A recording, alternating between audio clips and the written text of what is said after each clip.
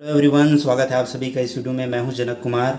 तो इस वीडियो में हम बात करने वाले हैं expected question for SAIL DRDO Tata GATE और other competitive exam of metallurgy. ठीक है, या आप इसको मॉडल क्वेश्चंस भी बोल सकते हो इन सब एग्जाम्स के लिए। ठीक है, तो ये इस सीरीज़ का 5वां वीडियो है। इससे पहले मैंने 4 वीडियो और बना रखा है, तो अगर आपने वो वीडियोज़ नहीं देखा है तो इस वीडियो की डिस्क्रिप्शन में आपको उसका लिंक मिल जाएगा, वहाँ से आप बाकी वीडियोज़ भी देख सकते हैं। ठीक है, और आगे बढ़ने से पहले अगर आपने इस चैनल को सब्सक्राइब नहीं किया है तो प्लीज़ सब्सक्राइब दिस चैनल। ठीक है, क्योंकि आप जब सब्सक्राइब करते हैं तो मुझे भी कॉन्फिडेंस आता है, ठीक है, कि मैं और ज़्यादा से ज़्यादा वीडियोस बनाऊं। ठीक है, मेरा यहाँ पे यूट्यूब में सब वीडियो बनाने का मेन पर्पस मेरा ये है कि एक रिलायबल कंटेंट जो है मेटलर्जी का मिल सके। ठीक है, ईजी लैंग्वेज में, हिंदी में प्रॉपर कंटेंट स्टूडेंट्स को मिल सके। ठीक है, और मेरा कोई पर्पस नहीं है कि यहाँ से यूट्यूब से मुझे पैसे कमाने हैं। एक्चुअली में मेटलर्जी की वीडियो बना के कोई यूट्यूब से पैसे कमा भी नहीं सकता है। ठीक है, क्योंकि ऑडियंस की साइज़ वैसे भी बहुत कम है। ठीक है, तो मैं एक गवर्नमेंट टीचर हूँ, तो मुझे सब पैसे वगैरह के लिए मैं यूट्यूब में नहीं आ रहा हूँ। बस मेटलर्जी का जो है कंटेंट बहुत ही आसानी से आपको यूट्यूब में मिले, ये मेरा मेन पर्पस है। ठीक है, तो चलिए हम इस वीडियो की शुरुआत करते हैं। तो यहाँ पे पहला क्वेश्चन है, grey cast iron commonly welded by. तो ग्रे कास्ट आयरन की वेल्डिंग हम किस मेथड से करते हैं? आर्क वेल्डिंग से, रेजिस्टेंस वेल्डिंग से, गैस वेल्डिंग से, रेजिस्टेंस वेल्डिंग से, आर्क वेल्डिंग से, या किसी से भी कर सकते हैं। ठीक है, तो यहाँ पे राइट आंसर है गैस वेल्डिंग। ठीक है, गैस वेल्डिंग से हम जनरली जो भी कास्ट आयरन जो होती है ना, जनरली उसका वेल्डिंग जो है हम लोग गैस वेल्डिंग से करते हैं। ठीक है, रेजिस्टेंस वेल्डिंग का यूज़ जनरली सीट मेटल वगैरह के लिए उपयोग किया जाता है। ओके, अब देखते हैं next question. Phosphorus forms acidic oxide, basic oxide, neutral oxide, या नॉन ऑफ दीज। ठीक है, तो राइट आंसर है यहाँ पे एसिडिक ऑक्साइड। ठीक है, तो फॉस्फोरस जनरली क्या बनाता है? P2O5 बनाता है। ठीक है, तो ये जो P2O5 है ना, वो है एसिडिक ऑक्साइड। ठीक है, इसके अलावा SiO2 है, MnO है, ये सब भी क्या है? एसिडिक ऑक्साइड है। ठीक है, तो अगर किसी और के लिए भी पूछा जाए तो आप वहाँ पे अपना राइट आंसर दे सकते हैं। सिलिकॉन जो है, मैग्नीज, ये सब एसिडिक ऑक्साइड बनाता है। नेक्स्ट क्वेश्चन है, carbon percentage in high carbon steel is. तो हाई कार्बन स्टील में कार्बन का परसेंटेज कितना होता है? ऑप्शन है 0.6 to 1.2%, 0.3 to 0.6%, लेस देन 0.3%, या 0.1 to 0.3%। ठीक है, तो राइट आंसर है यहाँ पे 0.6 to 1.2%। ठीक है, तो इतना होता है हाई कार्बन स्टील में कार्बन। कहीं कहीं पे देखो, आपका जो ये अपर लिमिट है ना 1.2%, वो अलग अलग हो सकता है, अलग अलग बुक में अलग अलग जगह ये 2% तक भी कई जगह बोला जाता है। ठीक है, तो देखिए, अगर आपको सही आंसर करना है तो इस पे ध्यान देना। जो लोअर लिमिट है 0.6 अगर है, 0.62 अगर बोल रहा है 1.2% या 1.3%, तो ये वाला राइट आंसर होगा। ठीक है, तो आपको क्या देखना है? ये लोअर लिमिट देख लेना है, 0.62 जितना भी बोल रहे हैं, तो आपको इसमें राइट आंसर, इसमें आपको टिक लगा देना है, मतलब ये राइट आंसर है। ठीक है, इसके अलावा जो लो कार्बन स्टील में ना जो कार्बन कंटेंट होता है वो अप टू 0.3% होता है। ठीक है, 0.3% से कम होता है लो कार्बन स्टील में, इसको माइल्ड स्टील भी बोलते हैं। ठीक है, इसके अलावा जो मीडियम कार्बन स्टील होता है ना, उसमें 0.3 to 0.6% कार्बन होता है ना। और आपको ये भी बता दूं कि कार्बन परसेंटेज स्टील में जैसे बढ़ता है, उसके साथ साथ उसमें स्ट्रेंथ और हार्डनेस बढ़ती है। ठीक है, लेकिन डक्टिलिटी जो है वो कम हो जाती है ना। तो अगर आपको बहुत ही हार्ड मेटल चाहिए, बहुत ही हाई स्ट्रेंथ का मेटल चाहिए, तो आप कार्बन कंटेंट बढ़ाओगे। ठीक है, लेकिन अगर आपको डक्टिलिटी चाहिए तो आप कार्बन परसेंटेज क्या करोगे? कम रखोगे। तो इस हिसाब से प्रॉपर्टी के हिसाब से ना अलग अलग एप्लीकेशन के लिए हम अलग अलग टाइप का जो है स्टील यूज़ करते हैं। जहाँ पे डक्टिलिटी चाहिए वहाँ पे लो कार्बन स्टील, जहाँ पे हार्डनेस चाहिए, कटिंग टूल वगैरह बनाना है, तो वहाँ पे हम हाई कार्बन स्टील यूज़ करते हैं। ठीक है, अब देखते हैं next question. Iron oxide and aluminium ratio in thermit welding. तो आयरन ऑक्साइड और एल्युमिनियम का क्या रेशियो होता है थर्मिट वेल्डिंग में? ठीक है, ऑप्शन है यहाँ पे 1.1 है ना, 1/1 का रेशियो होता है, 1/3 का रेशियो होता है, 3:1 का रेशियो होता है, या 1:2 का रेशियो होता है। तो राइट आंसर है यहाँ पे 3:1 का रेशियो होता है। इसमें 3 पार्ट आयरन, जो 3 पार्ट होता है वो आयरन ऑक्साइड का होता है, और 1 पार्ट जो है वो एल्यूमिनियम का होता है। ठीक है, तो थर्मिट वेल्डिंग के बारे में मैंने एक और वीडियो में बताया था। थर्मिट वेल्डिंग जनरली उस जगह पे यूज़ होता है जहाँ पे इलेक्ट्रिसिटी वगैरह आपके पास नहीं है। इसमें क्या होता है, जो आयरन ऑक्साइड होता है ना Fe2O3, ये रिएक्शन करता है एल्यूमिनियम से और ये बनाता है Al2O3, ठीक है, प्लस Fe। तो ये जो रिएक्शन होता है ना हाईली एक्सोथर्मिक होता है। ठीक है, तो वहाँ पे आपको एक्सटर्नल और किसी सोर्स की या फ्यूल की ज़रूरत नहीं पड़ती है। ठीक है, इसी में ही मेटल, इसी के कारण ही मेटल आपका मेल्ट हो जाता है और 2 मेटल ज्वाइंट हो जाता है। जनरली जो रेल की पटरियों को जोड़ने के लिए ना इस वेल्डिंग का यूज़ किया जाता है। ठीक है, चलिए अब देखते हैं नेक्स्ट क्वेश्चन। टंगस्टन इन हाई स्पीड स्टील प्रोवाइड। तो टंगस्टन जो है हाई स्पीड स्टील में क्या प्रोवाइड करता है? Toughness, sharp cutting edge, hot shortness, या वियर रेजिस्टेंस। तो देखिए राइट आंसर है यहाँ पे हॉट हार्डनेस। ठीक है। ये हॉट हार्डनेस को हम सेकेंडरी हार्डनेस भी बोलते हैं। ठीक है, अब देखते हैं ये हॉट हार्डनेस होता क्या है। देखो, जिस हाई स्पीड स्टील में अगर टंगस्टन होगा, ठीक है, मान लीजिए इसमें टंगस्टन है, अब ये जो है एज ए कटिंग टूल आप इसको यूज़ कर रहे हैं और ये दूसरे किसी और मेटल को ऐसे कट कर रहा है मान लो। ठीक है, तो आपको पता है जब आप किसी मेटल को जब काटते हो, अगर लोहे को काटोगे तो क्या होगा, कटिंग टूल भी गर्म होगा और जो मेटल कट रहा है वो भी गर्म होगा। ठीक है, तो हाई स्पीड स्टील में अगर टंगस्टन होगा तो क्या होगा, गर्म होने के कारण ना इसमें जो टंगस्टन होगा हाई स्पीड स्टील में, इसमें ये जो टंगस्टन होगा ना वो कार्बन के साथ रिएक्शन कर लेगा और बना लेगा टंगस्टन कार्बाइड। ठीक है, तो ये जो टंगस्टन कार्बाइड होता है ना उसका हार्डनेस बहुत ज़्यादा होता है। ठीक है, मतलब यहाँ पे क्या हो रहा है, हाई स्पीड स्टील को जब आप यूज़ कर रहे हो, उपयोग में ला रहे हो, तो उसका हार्डनेस और बढ़ रहा है। ठीक है, क्यों, क्योंकि वहाँ पे टंगस्टन कार्बाइड बन रहा है ना। इसी को बोलते हैं हॉट हार्डनेस, मतलब जब मेटल हॉट होता है, गर्म होता है तो उसका हार्डनेस और बढ़ता है। ठीक है, इसको हम सेकेंडरी हार्डनेस भी बोलते हैं। ठीक है, अब देखते हैं next question. Hardness of martensite is about, तो मार्टेनसाइट का हार्डनेस कितना होता है, 65 RC, 32 RC, 80 RC या 48 RC। तो राइट आंसर यहाँ पे 65 RC, इसको HRC भी बोलते हैं। ठीक है, तो 65 HRC होता है मार्टेनसाइट का मैक्सिमम हार्डनेस। अब देखते हैं next question. Maximum surface hardness can be achieved through, तो मैक्सिमम सरफेस हार्डनेस हमको किससे अचीव होता है, कार्बोराइजिंग से, नाइट्राइडिंग से, कार्बोनाइट्राइडिंग से या इंडक्शन हार्डनिंग से। ठीक है, तो यहाँ पे राइट आंसर है नाइट्राइडिंग से। ठीक है, नाइट्राइडिंग से आपको सबसे ज़्यादा सरफेस हार्डनेस प्राप्त होता है। नाइट्राइडिंग केस में हम क्या करते हैं, नाइट्रोजन को मेटल के सरफेस में डिफ्यूज़ कराते हैं। ठीक है, तो ये क्या बना लेते हैं, ये बना लेते हैं नाइट्राइड, जैसे आयरन नाइट्राइड बना लेगा। इसके अलावा इसमें जो अलॉइंग एलिमेंट है, एल्युमिनियम है अगर मान लो तो एल्युमिनियम नाइट्राइड बना लेगा, मोलिब्डेनम नाइट्राइड बना लेगा। तो जो भी नाइट्राइड फॉर्मिंग एलिमेंट है ना उससे क्या बना लेता है, नाइट्राइड। तो जो नाइट्राइड होता है ना बहुत ही हार्ड होता है, हार्ड फेज होता है, तो इसके सरफेस का जो है हार्डनेस बहुत ज़्यादा बढ़ जाता है।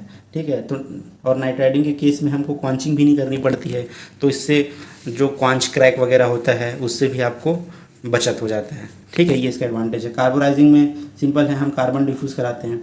ठीक है, कार्बोनाइट्राइडिंग में हम कार्बन और नाइट्रोजन दोनों डिफ्यूज़ कराते हैं, है ना। तो सबसे ज़्यादा हार्डनेस आपको नाइट्राइडिंग से मिलता है, फिर आपको मिलता है कार्बोनाइट्राइडिंग से, फिर उससे कम मिलता है आपका कार्बोराइजिंग से। ठीक है, तो इसको आप याद रखिए। अब देखते हैं नेक्स्ट क्वेश्चन। नेक्स्ट क्वेश्चन है यहाँ पे, carbon in the iron is an example of, तो कार्बन जो पाया जाता है ना आयरन के अंदर, है ना, ये किसका एग्जाम्पल है, इंटरस्टिशियल सॉलिड सोल्यूशन का, सब्स्टिट्यूशनल सॉलिड सोल्यूशन का, दोनों का है या फिर किसी का भी नहीं है। ठीक है, तो देखिए यहाँ पे राइट आंसर है इंटरस्टिशियल सॉलिड सोल्यूशन। ठीक है, तो जब आयरन में जब आप कार्बन मिलाते हो ना तो वो क्या करता है, आयरन के जो इंटरस्टिशियल साइट्स है, जैसे आयरन का एटम है मान लीजिए, तो ये जो इंटरस्टिशियल साइट्स है बीच में, यहाँ पे कार्बन जो है वो चला जाता है। ठीक है, और इंटरस्टिशियल सॉलिड सोल्यूशन बनाता है। देखिए 4 या 5 ही एलिमेंट है जो एक्चुअली में इंटरस्टिशियल सॉलिड सोल्यूशन बनाते हैं, जैसे एक तो है कार्बन, इसके अलावा नाइट्रोजन, हाइड्रोजन, ऑक्सीजन और बोरान। ये 5 को आप याद कर लीजिए, ये 5 ही जो है इंटरस्टिशियल सॉलिड सोल्यूशन बनाते हैं। इसके अलावा बाकी जो भी और है एलिमेंट है वो सब्स्टिट्यूशनल सॉलिड सोल्यूशन बनाता है। ठीक है, ये सब 5 का क्या है, इसका जो एटम्स का जो साइज़ होता है ना छोटा होता है, इसलिए वो इंटरस्टिशियल साइड्स पे चला जाता है। ठीक है, और जो बाकी एलिमेंट के जो एटम होते हैं ना वो बड़े साइज़ के होते हैं, तो वो सब्स्टिट्यूशनल बनाते हैं। ठीक है, अब देखते हैं next question. The chief heat producer in the basic Bessemer is, तो बेसिक बेसिमर प्रोसेस में है ना जो मेन हीट प्रोड्यूसर कौन होता है, मेन कौन सबसे ज़्यादा हीट प्रोड्यूस करता है, फॉस्फोरस, सल्फर, सिलिकॉन या मैग्नीज। ठीक है, मतलब किसके ऑक्सीडेशन से आपको सबसे ज़्यादा हीट मिलता है, तो राइट आंसर है यहाँ पे फॉस्फोरस। ठीक है, फॉस्फोरस आपका P2O5 बनाता है, ये एक्सोथर्मिक रिएक्शन है। ठीक है, तो सबसे ज़्यादा हीट आपको इसी रिएक्शन से मिलता है। ठीक है, अगर ये बोलता है कि एसिड बेसिमर प्रोसेस में चीफ हीट सोर्स क्या है ना, तो उसके इसमें आंसर होता है सिलिकॉन। ठीक है, अगर एसिड बेसिमर होगा तो राइट आंसर क्या होगा, सिलिकॉन। वहाँ पे आपका सिलिकॉन के ऑक्सीडेशन से सबसे ज़्यादा हीट मिलता है। ठीक है, अब देखते हैं next question. Railway rails are normally made of, तो जो रेलवे रेल्स मतलब रेल की जो पटरी होती है ना, वो किससे बना होता है, माइल्ड स्टील से, अलॉय स्टील से, टंगस्टन स्टील से, हाई कार्बन स्टील से। तो राइट आंसर यहाँ पे हाई कार्बन स्टील से बना होता है। ठीक है, जनरली जो रेल की पटरी जो बनती है ना उस स्टील में लगभग 0.8% कार्बन होता है। ठीक है, इसमें फुली परलिटिक स्ट्रक्चर होता है। ठीक है, इस चीज़ को आप याद रखिए। अब देखते हैं next question. Pick up the wrong property of austenite, तो ऑस्टेनाइट की जो रॉन्ग प्रॉपर्टी कौन सी है, कौन सी प्रॉपर्टी ऑस्टेनाइट में नहीं होती है, मैलेबिलिटी, मैग्नेटिज्म, डक्टिलिटी या सॉफ्टनेस। तो राइट आंसर है यहाँ पे मैग्नेटिज्म। ठीक है। ऑक्साइड में सारी प्रॉपर्टी होती है, मैलेबिलिटी, डक्टिलिटी और सॉफ्टनेस, लेकिन मैग्नेटिज्म नहीं होता है। ठीक है, क्यों नहीं होता है? क्योंकि आपको पता है ऑक्साइड आपको मिलता है लगभग हाई टेम्परेचर में मिलता है आपको। ठीक है ना। तो मेटल क्या होता है जब गर्म होता है ना, एक होता है एक टेम्परेचर है क्यूरी टेम्परेचर। क्यूरी टेम्परेचर के ऊपर जो है ना, जो स्टील होता है वो आपका डायमैग्नेटिक हो जाता है। ठीक है, डाईमैग्नेटिक हो जाता है। इस पैरामैग्नेटिक टेम्परेचर के नीचे ये ना फेरोमैग्नेटिक रहता है। मतलब Curie temperature I think around steel का होता है 768 डिग्री सेल्सियस ऐसे कुछ होता है। ठीक है, लगभग आप लोग देख लेना एक बार इंटरनेट में। तो ये क्यूरी टेम्परेचर होता है, उसके नीचे स्टील जो है वो फेरोमैग्नेटिक बिहेव करता है, मतलब चुंबक से चिपकेगा, लेकिन इस टेम्परेचर के ऊपर वो डाईमैग्नेटिक हो जाता है, मतलब वो चुंबक से चिपकता नहीं है। ठीक है, तो ऑक्साइड फेज क्या है, वो ये चुंबक से चिपकता नहीं ऑक्साइड फेज, है ना, तो इसमें मैग्नेटिज्म नहीं होता है। ठीक है, इसका यूज़ हम करते हैं प्लांट वगैरह में। ठीक है, प्लांट में जहाँ पे इलेक्ट्रोमैग्नेट का यूज़ होता है ना, जैसे वहाँ पे तो क्रेन वगैरह में। ठीक है, क्रेन में क्या होता है, इलेक्ट्रोमैग्नेट के थ्रू हम बड़े बड़े मेटल को उठाते हैं क्रेन से और एक जगह से दूसरी जगह ले जाते हैं। ठीक है, तो ये जो इलेक्ट्रोमैग्नेट तभी काम कर पाएगा जब ये जो मेटल है जिसको आप उठा रहे हो वो मैग्नेटिक बिहेवियर का होगा। तो कई बार मेटल गर्म होता है, तो गर्म होने के कारण ना ये मैग्नेट से चिपकता नहीं है, इलेक्ट्रोमैग्नेट से, तो आप क्रेन से इधर से उधर नहीं ले जा सकते। इसलिए मेटल को पहले ठंडा होने दिया जाता है, तब फिर इलेक्ट्रोमैग्नेट का यूज़ करके क्रेन के थ्रू हम इसको मेटल को एक जगह से दूसरी जगह ले जाते हैं। ठीक है, अब देखते हैं next question. Hot tear is a, hot tear क्या है? Casting defect, rolling defect, heat treatment process या फोर्जिंग डिफेक्ट। तो राइट आंसर है यहाँ पे hot tear is a casting defect. ठीक है, हॉट टीयर में देखो क्या होता है, जब आप मेटल को लिक्विड से सॉलिड बनाते हो। ठीक है, तो कई बार क्या होता है, बहुत ज़्यादा कॉन्ट्रैक्शन और एक्सपांशन के कारण ना मेटल के सरफेस में या फिर इंटरनल में क्रैक जनरेट हो जाते हैं, क्रैक आ जाते हैं, इसी को बोलते हैं हॉट टीयर। ठीक है, अब देखते हैं next question. Crystal structure of metal is studied by. तो क्रिस्टल स्ट्रक्चर जो है मेटल का, हम उसको कैसे पता लगाते हैं, किस टेक्निक से पता लगाते हैं, ये पूछा जा रहा है यहाँ पे। मेट्रोग्राफिक टेक्निक, एक्सरे टेक्निक, अल्ट्रासोनिक या इलेक्ट्रॉन माइक्रोस्कोपी। ठीक है, तो यहाँ पे राइट आंसर है एक्सरे टेक्निक। ठीक है, इसको एक्सरे डायफ्रैक्शन भी बोलते हैं। इसके थ्रू हम किसी भी मेटल का क्रिस्टल स्ट्रक्चर का पता लगाते हैं। ठीक है, मेट्रोग्राफी का यूज़ तो हम लोग कोई फेज देखना है कि मेटल में कौन सा फेज प्रेजेंट है ना, इसके अलावा ग्रेन साइज़ क्या है या इंक्लूजन वगैरह देखने के लिए हम मेट्रोग्राफिक टेक्निक ही यूज़ करते हैं। ठीक है, अल्ट्रासोनिक मेथड को तो हम एनडीटी में करते हैं, सरफेस इसमें जो डिफेक्ट वगैरह है, इंटरनल डिफेक्ट, उसका पता लगाने के लिए। ठीक है, इलेक्ट्रॉन माइक्रोस्कोपी का भी बहुत सारा यूज़ है, जैसे डिसलोकेशन अगर आपको देखना है, इसके अलावा कोई स्टील के अंदर कोई पार्टिकल्स है उसका कंपोजिशन अगर आपको पता करना है ना, इसके अलावा और भी बहुत सारे फंक्शन होते हैं इलेक्ट्रॉन माइक्रोस्कोपी के। ओके, अब देखते हैं next question. Tempering temperature of most of the material of the order of. तुम यहाँ पे पूछ रहे हैं कि टेम्परिंग टेम्परेचर कितना होता है ज़्यादातर मटेरियल का। ठीक है, आपको पता होगा कि टेम्परिंग हम हार्डनिंग की बात करते हैं, टेम्परिंग ताकि मेटल को ब्रिटलनेस को दूर किया जा सकते हैं और टफनेस और डक्टिलिटी उसमें वापस लाई जा सके। ठीक है, तो टेम्परिंग टेम्परेचर जनरली कितना होता है? 100 से 150, 200 से 300, 350 से 450 या 500 से 650। तो राइट आंसर है यहाँ पे 200 से 300 डिग्री सेल्सियस। ठीक है, जनरली इस टेम्परेचर में हम हार्डनिंग करने के बाद या बोल सकते हैं क्वांचिंग के बाद हम मेटल को फिर से इस टेम्परेचर में गर्म करते हैं। ठीक है, ताकि ब्रिटलनेस कम हो सके और डक्टिलिटी और टफनेस उसमें वापस आ सके। ठीक है, तो इससे ज़्यादा टेम्परेचर करोगे तो क्या हो जाएगा ना, एक्चुअली में कई बार हो जाता है ओवर टेम्परिंग। तो ओवर टेम्परिंग में क्या होता है, हार्डनेस लॉस हो जाता है, बहुत ज़्यादा हार्डनेस ड्रॉप हो जाता है। तो उस केस में आप जो हार्डनिंग प्रोसेस किए हो उसका कोई मतलब नहीं रह जाता है। ठीक है, अगर आप बहुत कम टेम्परेचर दोगे ना, इससे भी कम टेम्परेचर, तो वहाँ पर प्रॉपर आपका टफनेस इंप्रूव हो नहीं पाएगा, है ना, तो ये टेम्परेचर देना ज़रूरी है। अब देखते हैं next question. For ideal gas Cp minus CV is. तो Cp minus CV is equal to कितना होता है? बहुत आसान है क्वेश्चन, आंसर यहाँ पे है, तो आंसर राइट आंसर है यहाँ पे R। ठीक है, तो Cp minus CV is equal to होता है R। ठीक है, अब देखते हैं next question. Slip plane in copper. तो कॉपर में स्लिप प्लेन कौन सा है? 100, 110, 101 या 111। ठीक है, तो देखिए कॉपर का क्रिस्टल स्ट्रक्चर क्या है? FCC है। ठीक है, तो FCC में स्लिप प्लेन होता है आपका 111। ठीक है, तो 111 प्लेन क्या होता है? FCC का स्लिप प्लेन होता है। ठीक है, ये सबसे डेंस प्लेन होता है FCC के लिए। ठीक है, इस प्लेन की डेंसिटी सबसे ज़्यादा होती है और जिसकी डेंसिटी सबसे ज़्यादा होती है ना, उसी को बोलते हैं स्लिप प्लेन, क्योंकि उसी में स्लिप प्रोसेस होता है। ठीक है, तो जितना भी मेटल होगा ना एफसीसी मेटल, सबका स्लिप प्लेन यही होगा। इसके अलावा जो बीसीसी स्ट्रक्चर होता है ना, बीसीसी का आपका स्लिप प्लेन होता है 110। ठीक है, ये बीसीसी के लिए होता है। तो बीसीसी किसी बीसीसी मेटल का अगर पूछा जाए स्लिप प्लेन क्या है, तो आप बोल सकते हो उसका 110 होता है। ठीक है, अब देखते हैं next question. Size of indenter in Brinell hardness tester is.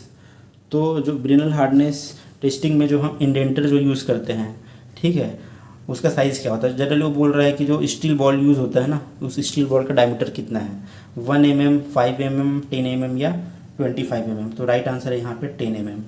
ठीक है, तो 10 mm स्टील बॉल का यूज़ करते हैं हम ब्रिनल हार्डनेस टेस्टिंग में। ओके, इसके अलावा आप ब्रिनल हार्डनेस का ये सब जो लोड वगैरह ना, इसको भी देख लीजिए कितना लोड अप्लाई करते हैं। ठीक है, आप लोग इसको देख लीजिए क्योंकि वो भी कॉमन क्वेश्चन है एग्जाम्स के लिए। अब देखते हैं next question. Yield point phenomena yield mild steel are due to. तो इल्ड पॉइंट फिनोमिना जो होता है ना माइल्ड स्टील में, वो किसके कारण होता है, एल्यूमिनियम, बोरॉन, कार्बन या नाइट्रोजन। तो राइट आंसर है यहाँ पे कार्बन। कार्बन के कारण होता है आपका इल्ड पॉइंट फिनोमिना। ठीक है, अब देखो इल्ड पॉइंट फिनोमिना कैसे होता है आपको बता देता हूँ। आपको मैं स्ट्रेस स्ट्रेन कर्व बना के बता रहा हूँ। इधर स्ट्रेस है और इधर स्ट्रेन है। तो आप लोगों ने देखा होगा माइल्ड स्टील का जो है स्ट्रेस स्ट्रेन कर्व कैसे जाता है, ये ऐसे ऊपर की ओर जाता है। उसके बाद ऊपर जाने के बाद ये थोड़ा सा नीचे आता है, फिर इस तरीके से होता है कर्व, फिर ये ऐसे ऊपर जाता है। ठीक है, माइल्ड स्टील का जो स्ट्रेस स्ट्रेन कर्व है, तो ये होता है अपर इल्ड पॉइंट, ये होता है लोअर इल्ड पॉइंट। इसी को बोलते हैं इल्ड पॉइंट फिनोमिना, क्योंकि ये ऊपर जा रहा है फिर यहाँ से फिर नीचे आ रहा है। ठीक है, तो ऐसा क्यों होता है, तो ये आपको होता है कार्बन के कारण। ठीक है, देखिए एक्चुअली में क्या होता है, जो डिसलोकेशन जो होता है ना, ठीक है, आपको पता होगा कि डिसलोकेशन जब मूव करता है ना, तभी आपका मेटल डिफॉर्म होता है। ठीक है, मेटल डिफॉर्म होने के लिए आपका डिसलोकेशन का मूवमेंट बहुत ज़रूरी है। तो क्या होता है ना, डिसलोकेशन के आसपास ही जितना कार्बन है वो जाके इकट्ठा हो जाता है। ठीक है, मतलब इसको ब्लॉक कर देता है, इसके मूवमेंट को ब्लॉक कर देता है कार्बन।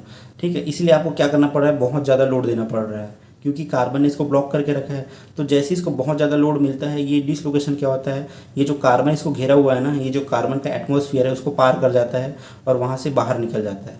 ठीक है, तो जैसे ही ये कार्बन के एटमॉस्फेयर से, मतलब कार्बन के चंगुल से बाहर निकला, ये एकदम फ्री हो जाता है, ये डिसलोकेशन एकदम फ्री हो जाता है। इसलिए यहाँ पर ना ये जो है स्ट्रेस जो है ये एकदम से ड्रॉप हो जाता है।